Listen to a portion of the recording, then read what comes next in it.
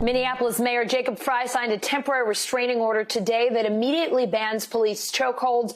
Officers will also be required to intervene anytime they see another police officer using unauthorized force.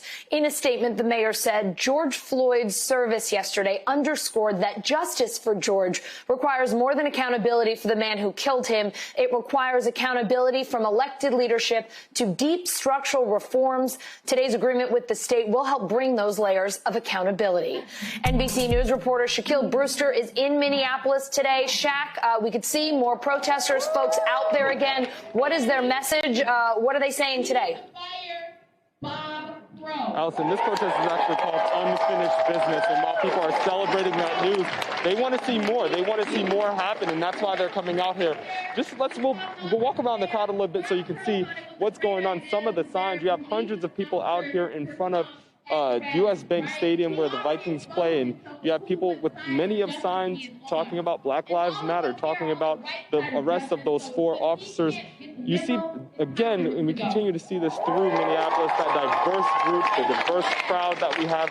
Right now, a speaker from the NAACP is speaking, and she actually had kind words for the Attorney General of Minneapolis, Keith Ellison.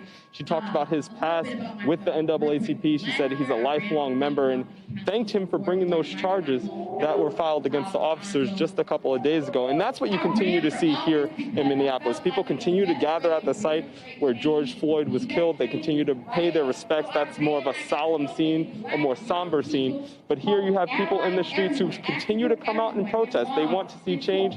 They want to make sure that change happens. And that's why they're out here now. They're going to start here, and then they're going to go on a march around the city. And that's what you're going to see all throughout the weekend, not just here in Minneapolis, but all over the country. Allison?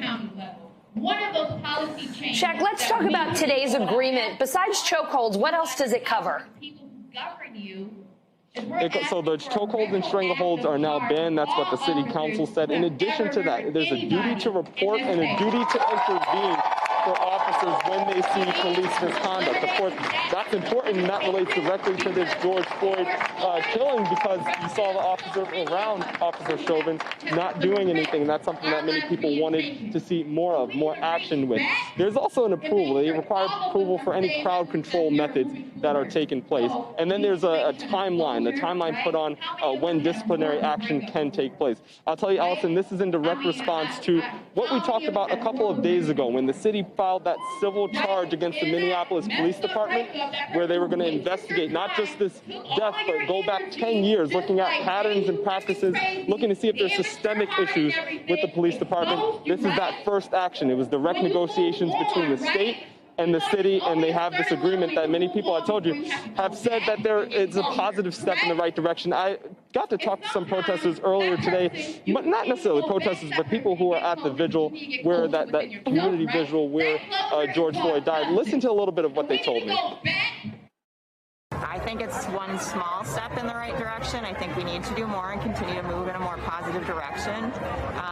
But banning chokeholds, excessive force, should have been done a long time ago, but it's again, a move in the right direction. I love the idea. It's great, but it's going to be actually getting, how do you police the police?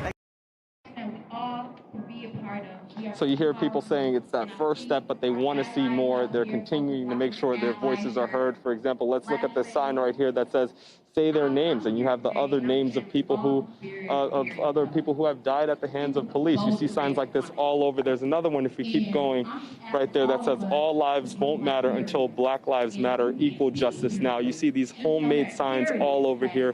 This is the message they want. They appreciate the first steps and these initial steps by the state, by the government, by the city, but they want to see more out of Geroge Floyd's death. Allison?